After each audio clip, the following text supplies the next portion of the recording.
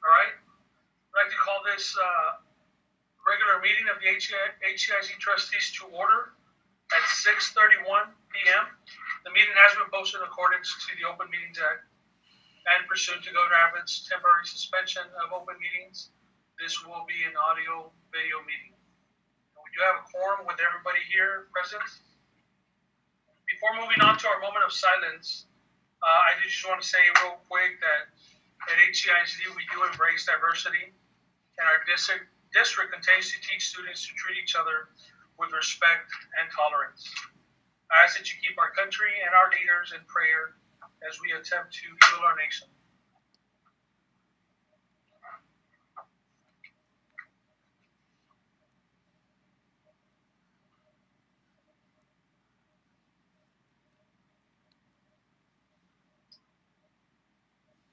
Thank you. Next, we'll move into the Pledge of Allegiance. Mr. Shane Struborn. Thank you, Mr. President. Would everyone please rise for the Pledge of Allegiance? I pledge allegiance to the flag of the United States of America and to the republic for which it stands, one nation, under God, indivisible, with liberty and justice for all. Thank you. You may be seated.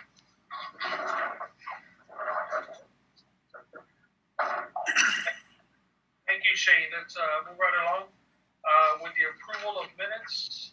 Item 2A, the May 12th, 2020 regular board meeting. Do I have a motion? Mr. President, I move that the minutes be approved as submitted. Second. We have a motion by Mr. Greg Powers. Second. Second by Javier. Yes, Mr. President. All those in favor? Aye. Opposed? Aye. All right. That motion is approved. And 2B, the June 2nd, 2020 special board meeting and budget workshop. Do I have a motion? Move for approval as presented. We have a motion by Dr. Perez I second the motion. and a second by Ms. Jerry Fleury. All those in favor? Aye. Opposed? All right, we have those minutes approved.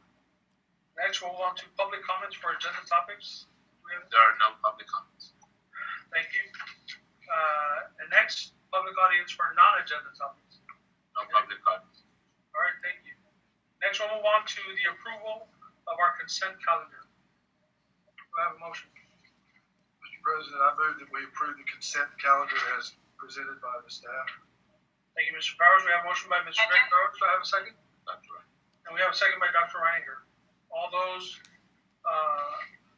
in favor? Aye. Opposed? Thank you. Motion passes. Moving on to item number 6, matters relating to transformation and school support. We have a Transforming Teaching and Learning Committee report by Dr. Elisa Arreola. Dr. Arreola? Thank you, Mr. President, Dr. Gavassos, board members, senior team, and administration. Last Tuesday, May 5th, we held our Transforming Teaching and Learning Committee meeting. At that meeting, we had 2 presentations that were brought forward for discussion. The first presentation, titled 2020 Summer Programming Models, was an opportunity for us to share with our committee the models that are currently in place within our summer programming. As you know, the Commissioner of Ed and Governor are allowing summer programming to take place. And so this week we began that summer programming. Within our summer, we instituted 3 different instructional models, instructional formats. We have some face-to-face sessions that are going on. We have some fully virtual sessions that are going on as well as some hybrid models. And so as we are working our way through our summer programming, we're exploring the logistics behind offering these various models. As we think about what fall instruction will look like, we want to make sure that ultimately whatever direction the state decides fall programming should look like, that we have instituted these models to some capacity, and if and when that time comes, we would be able to pivot in whatever direction. We continue to get more direction from the state. Today they put out some additional guidance, and so as this guidance is coming through, we're wanting to make sure that we institute them. It's one thing to say we're going to go in a particular direction, but it's really difficult when you haven't put it into process, and so that's a lot of the work that's happening within our summer programming. Within our face-to-face programs, there's a number of those programs that are happening Some of those are happening within the Beyond the Bell enrichment program. Some of those are happening within the summer school programming. And then we also have some summer programs happening in our athletics and fine arts programs. And so all of those are being instituted across our district, had tremendous response from the students. Really excited to have an opportunity to be back at their schools. A lot of smiling faces, teachers excited to see kids. So it's been a very positive experience. But within all of that, we are wanting to make sure that we're safeguarding both our students and our staff. And so we did extensive work in ensuring that we had put in safeguards to ensure the safety of everybody involved. And everybody has been very responsive. Our staff has been tremendous. They developed very detailed plans to institute their summer programs. And so those have been going off very well. We're very excited, not just at having our kids back, but also having the opportunity to explore all these different models so that when the time comes and we open schools in the fall, we'll be prepared to carry that out. The second item was presented by Melissa Parker. That presentation was entitled The Impact of Pre-AP Fall 2020. And so we talked at that presentation about some of the changes that College Board, who oversees all the pre-AP and AP programming, are bringing into place. They're doing a lot of streamlining of courses. And so within that streamlining, they are minimizing which courses can utilize a pre-AP designation. And so with those changes, there are changes that will happen to the coursework that we offer in our district. And so those courses that will no longer have a pre-AP designation, we will be titling those as honors courses to designate that that is advanced coursework. And so there are some policy implications that we'll be talking about later this evening, but that were also discussed at our policy committee. Those changes are not scheduled to take place until fall 2022. However, the first students impacted by those changes in fall of 2022 will be our incoming freshmen. So we wanted to make sure that we have begun the communication plan with all of our students and our families so that they know what is coming with those changes in fall of 2022. We had a brief discussion also as we talk about GPA. So as you all know, with the COVID-19, we had to make some adjustments to our GPA policy or I should say temporary adjustments to GPA policy as well as grading. There's a lot of work that is happening this summer to address some of those gaps that we found as we tried to transition into remote instruction. And so we are confident that with the changes and plans that we are putting into place, that we won't have a need to make any further adjustments to GPA, and that in the fall we should be able to be in a position to keep the current GPA that we have in place and not have to make any adjustments as we did in the spring. So those were our two topics for discussion. Dr. Belinda Reininger chairs our Transforming Teaching and Learning Committee, and so I'll turn it over to her for any additional comments she may have. Thank you, Dr. Nayola, and thank you for the great committee meeting. You know, I think the theme that I really took away from this meeting is, planning for the fall, planning ahead, thinking through what we need to do this summer and springboarding that for our preparations in the fall. And as always, I commend, the HCISD senior leadership team for doing just that. It becomes strategy rather than reactionary. So we heard really clearly that those various formatting options that are being used this summer give us insight, give us appropriate lessons learned as we move into the fall. So I'm really excited about hearing about those plans. As a community, know that you guys are thinking through all of these elements, and the reality is that everything is rapidly changing. And so if we're not putting into place these plans and testing out strategies, we really will not be able to rapidly adjust as the fall keeps kind of coming at us quickly with COVID-19. So great work being done there. The pre-AP fall 2020, I think it's great that the College Board is really streamlining and tightening up what is going to be counted as pre-AP courses and getting we're in line already. We're ready. We know what we're doing. The honors courses is a perfect designation for this. And so, again, planning ahead, I think this really looks good. And then finally, again, planning ahead on GPA. Done the hard work in the spring.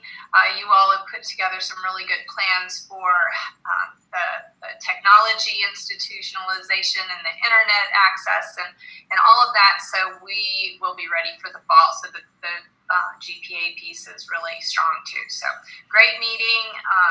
And once again, just glad to be aware of the actions that's happening in HCISD. Thank you, Dr. Reiniger. Thank you, Dr. Nola, for that report. I'll open it up if anybody has any questions or comments about that presentation.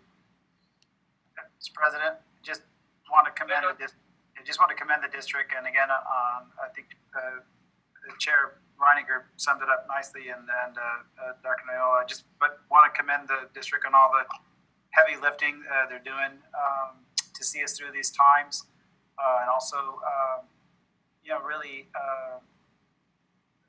making some really robust plans to hybrid learning and remote learning, and I think this district is going to be in a much better place as a result of all this. And so, thank you for this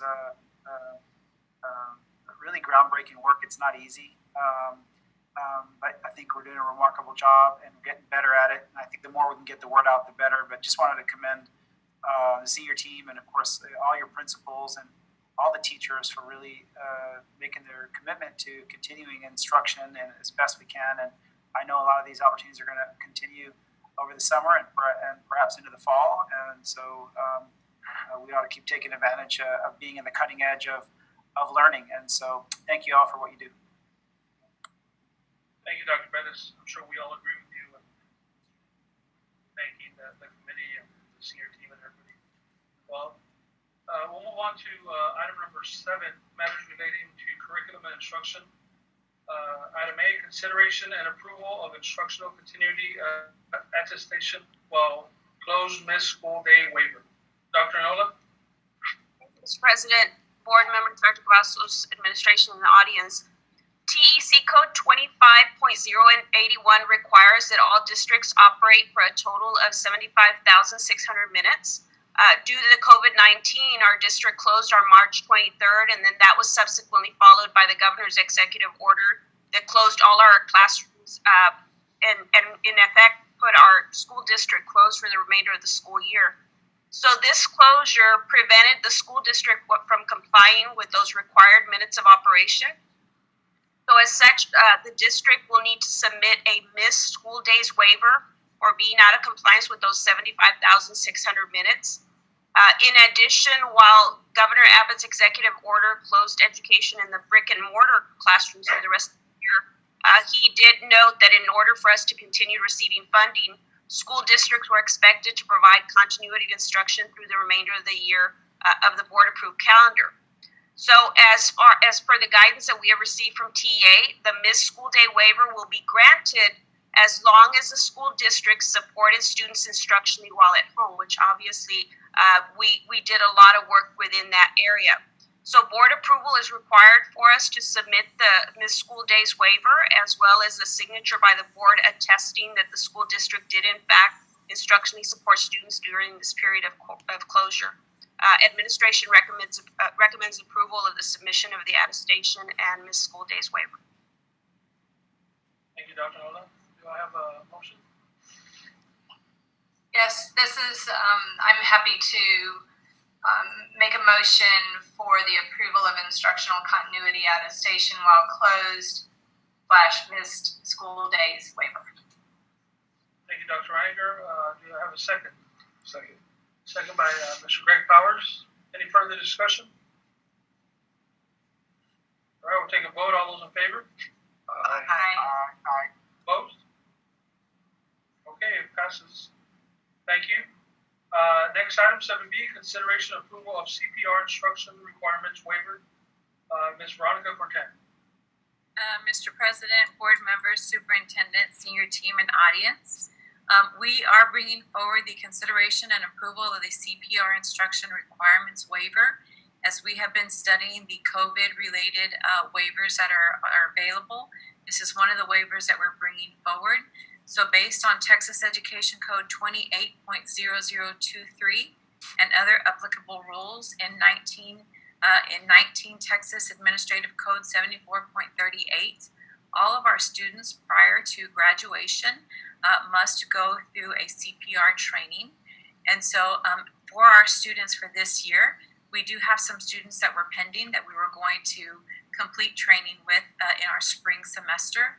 And due to the early closure, the unanticipated closure, we are bringing forward a waiver in the case that we have some of those students that were not able to complete the CPR training for this year prior to graduation. I have been working with Coach Davies and Luis Solorio, who head this up in our district. And so as we bring this waiver forward, the administration recommends approval of the submission of the CPR waiver as we have presented tonight. Thank you, Ms. Cortez. Do I have a motion to approve? President, I move approval of the CPR instruction requirements waiver as presented. Thank you, Dr. Pettis, for the motion. Do I have a second? Second. Second, Mr. Javier De Leon. Any further discussion? Thank you. All those in favor? Aye. Aye. Opposed? Motion passes. Thank you. Moving on to item number 8, matters relating to business services. 8A, consideration and possible action to approve a resolution delegating authority to the superintendent to negotiate an agreement with UTRGV, setting forth the timeframes for final execution of the lease agreement and other documents related to the UTRGV ECHS campus, and to negotiate final terms of the lease agreement and other documents related to the obligations of the parties for the UTRGV ECHS campus. Mr. Julio Cavazos.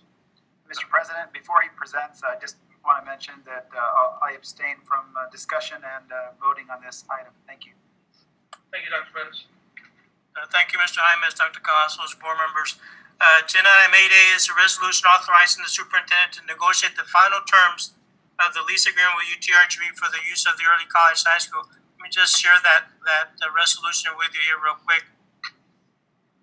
So this is a resolution that our attorney put together that will allow the superintendent to finalize the document. Again, this is a 35-year lease on that property that we're building together with UTRGV, and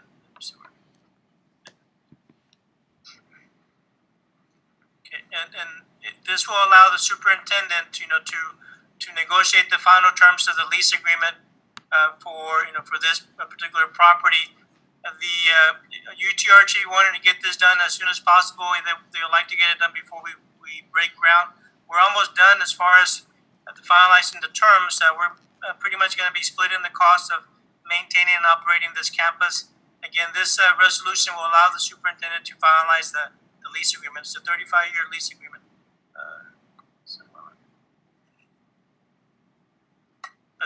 This is a resolution. It's a 35-year lease agreement that will start when we complete the project. I'm glad to answer any questions the board might have. Do I have a motion to approve? I'll move for approval as submitted. Mr. I Powers? second the motion. Second by Ms. Murray. Any further discussion or questions from Mr. Cavazos? Not, we'll go ahead and vote. All those in, I'll do that with the notation that Dr. Pettis is abstaining from this vote. All those in favor? Aye. Opposed? All right, motion passes. Thank you, Mr. Cavazos. Item 8B, consideration and approval of low attendance waiver days for Harlingen High School South, Dishman Elementary, and Travis Elementary. Mr. Cavazos. Thank you, Mr. Jaimes, Dr. Cavazos, board members. Agenda item 8B is consideration and approval of low attendance waivers. We did have 3 campuses that had low attendance, for 3 different days in this past school year. And the low attendance is anytime that they have 10% or more of the attendance that they had last year for that particular period. So we had 3 campuses: Harlingen High School South, Dishman Elementary, and Travis Elementary, that we're requesting the board to approve the waiver. And if they approve the waiver, we don't use those days for average daily attendance, which helps us, increase that number. You guys can answer any questions the board may have. Mr. President, do we go for a motion and then then questions, or how do you want to handle that? Yeah, we'll take a motion in a second, and then we'll open it up for discussion. You want a motion? Yeah, I'll make a motion for approval as recommended by administration.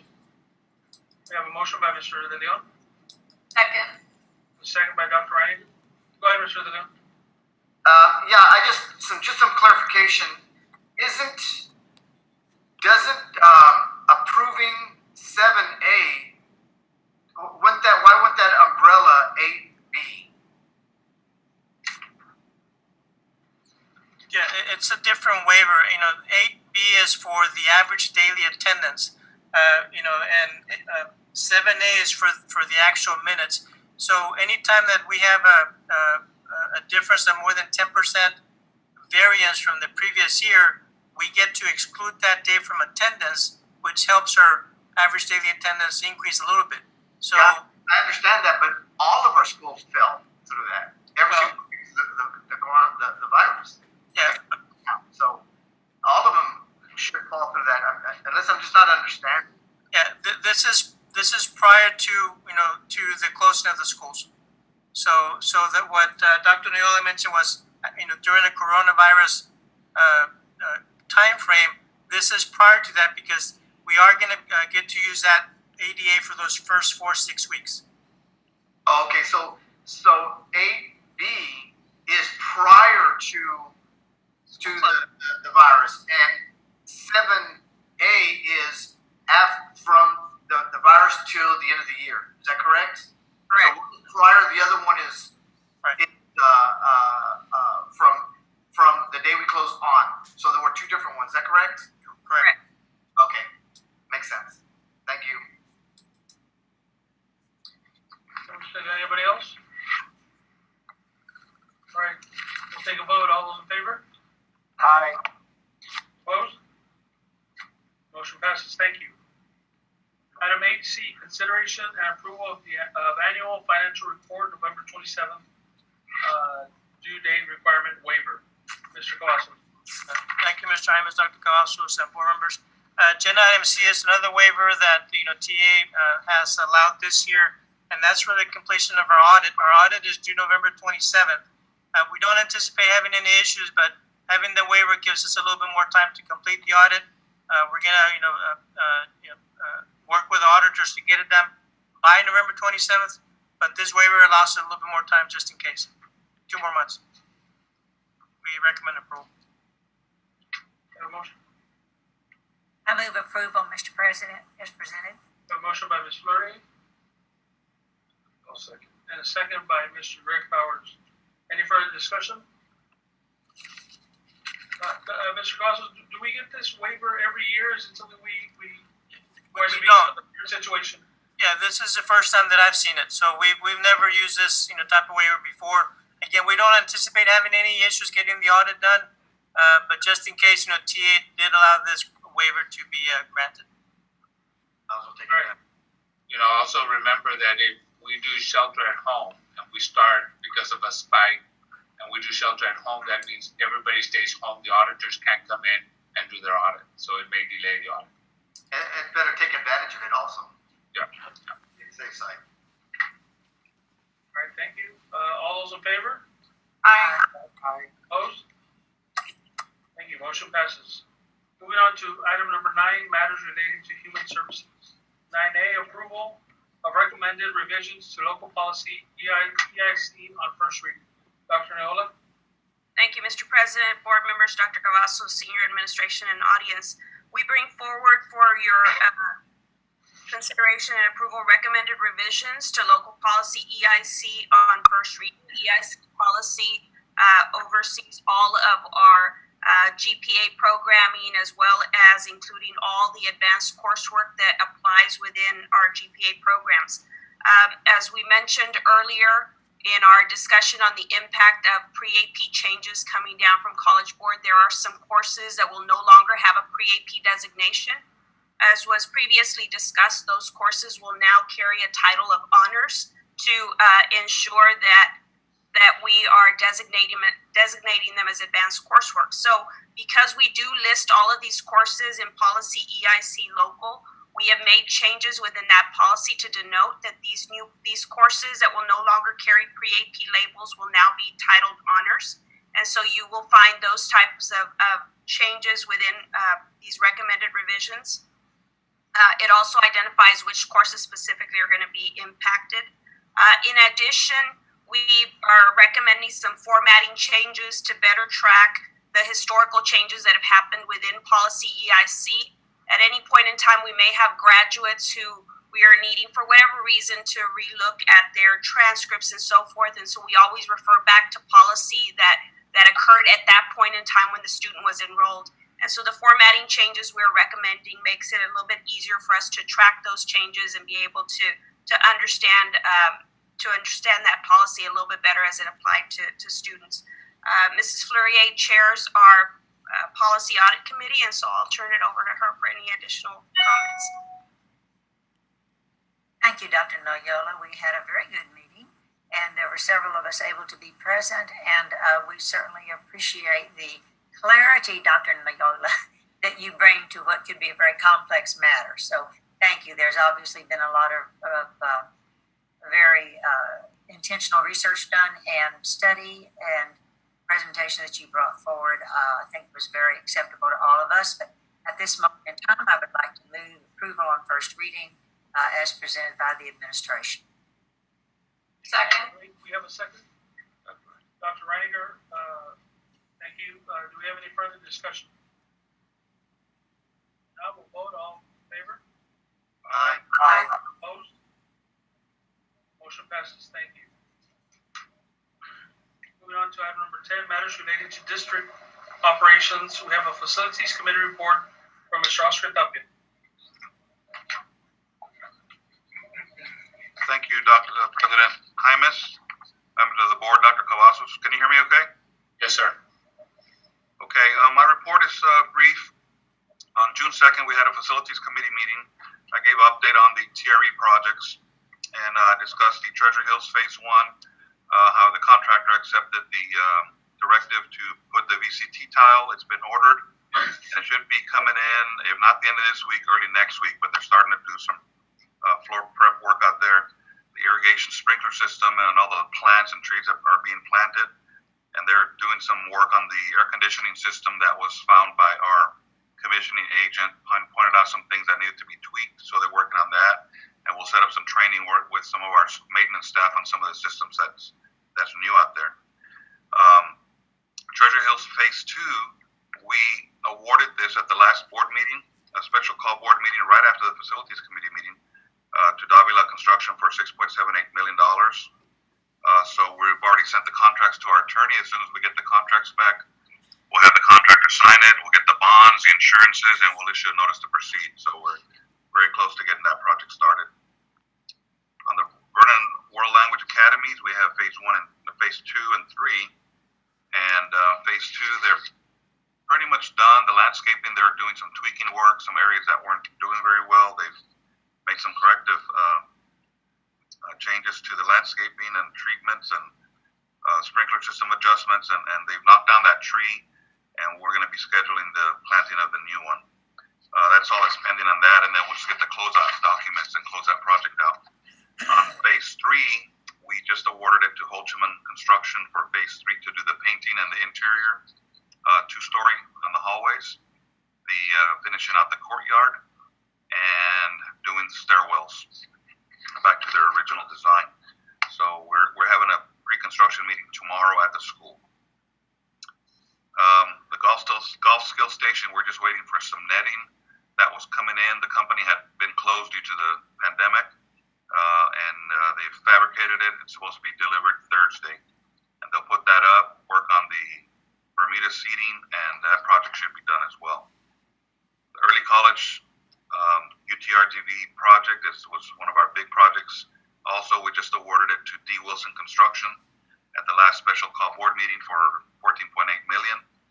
And we've sent those contracts to legal as well for review. And as soon as we get them back, we'll start getting all those contracts in order. And we have a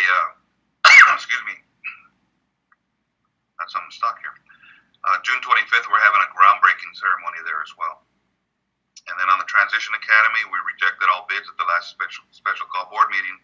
We've already met with the architect to make some changes, do the rebidding of the project. We've met with Dan Garza and Joseph Villarreal on the changes. Everyone is on board, so we'll be bidding that one out in about 2 weeks and targeting the early August board meeting for that project. And then Julio Cavazos gave a update on the construction funds financial report, and then we adjourned. So I'll turn it over to Mr. Greg Powers, our facilities chair, for anything else he may want to add.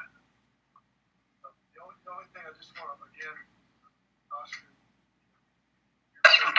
Paul and your group and yourself are doing a tremendous job. Vernon looks terrific. I want to comment on the bid for early college came in one target, so we're really pleased with that. Very pleased with the contractor and the experience that they have. I think that's got a lot of experience with them. They've done a lot of work apparently with RTD in the past, so I think that's really significant. Lots of good reports on that work. Transition Academy, for those who weren't at the facilities meeting, one of the things that we're trying to do to get the cost down is Oscar to see what his department can do themselves. There's a lot of talent up there in these facilities, and so we're hoping that they can do a lot of this in-house and help bring some of these costs down so we can build a nice project. Other than that, everything's fine. I have one question, Greg. I do want to, I was talking to Dr. Moss, I think it'd be kind of neat to have for the groundbreaking event, we can have a tour for the board. Treasure Hills, if that's possible, so. Gary, what'd you have? Yes. I just wanted to ask Oscar, thank you so much. I just wanted to ask Oscar, when would be your estimate of when we might be really pretty much complete with Vernon, with the exception of a possible exciting thought about the library upstairs, but when do you really think we're going to be finished with Vernon? And I'm asking that on behalf of a class who's getting ready to have a 60th reunion. The interior work we're about to start should be done by mid-August. We'll be substantially complete when school starts, and then if there's any touch-up, any final pending items, we'll work around schedule at school, either after school or weekends. But for the most part, I would say by mid-August. Landscaping as well? Yes. Okay, thank you. Pass it along. I'll pass it along. Thank you, Ms. Flores. Thank you, Mr. Murray. Anybody else have questions for Mr. Duffy or Mr. Brown? When are they going to plant the tree? I think in a couple of weeks. If you let him know, since he can walk across the street and go. I'll run a hose across the street. He's got his shovel waiting. We'll clear it through the board president. He's not clear yet. Will do. Moving on to item number 11, approval of school board standing committee members for the 2020-2021 school year. Shane will be sharing a list of the committees so that y'all can see. I'm sure you've been notified, so the audience can see. Board members, if you have any questions, I spoke to some of you about the assignments before. If you have questions, reach out to us. So these are the standing committee members for the upcoming school year. It is an action item. So we'll see if Greg will. So if you all are fine with it, it is an action item, and we have a motion. Motion for approval as presented. Second. We have a motion by Dr. Perez and a second, Dr. Reiniger. Who seconded? Who seconded? Javier. Javier. Yes. Okay. Any further discussion? I just want to say Greg does a great job, so he's on facilities. Thank you. He wants to see that burning through. So, okay. All those in favor? Aye. Aye. Opposed? Motion passes.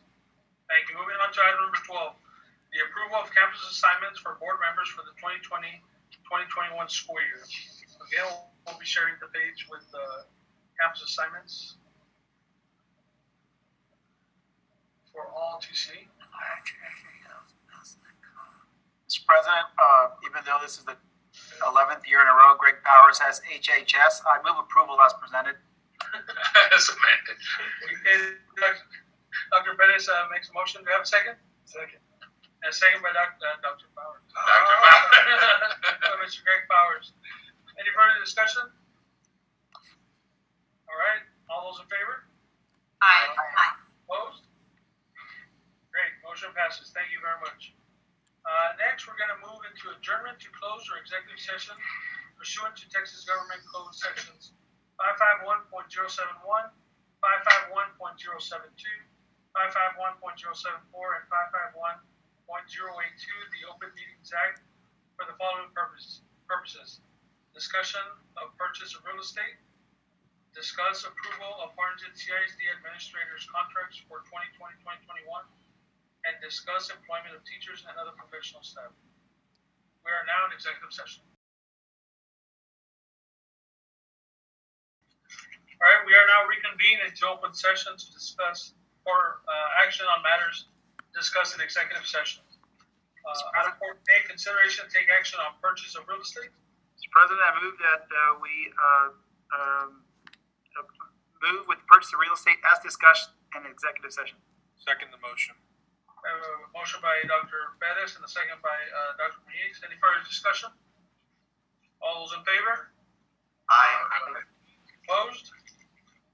Motion passes. Item B, consider approval of Harlingen CISD administrators' contracts for 2020-2021. Mr. President, I move approval of the Harlingen CISD administrators' contracts for 2020-2021. Second the motion. A motion by Dr. Reininger and a second by Ms. Fleury. Any further discussion? All those in favor? Aye. Aye. Opposed? Motion passes. Item C, consider employment of teachers and other professional staff. Mr. President, I make a motion for consider employment of the teachers and other professional staff as recommended by administration. Second the motion. A motion by Mr. De Leon, and we have a second by Mr. Greg Powers. Any further discussion? All those in favor? Aye. Aye. Opposed? Motion passes. And with that, we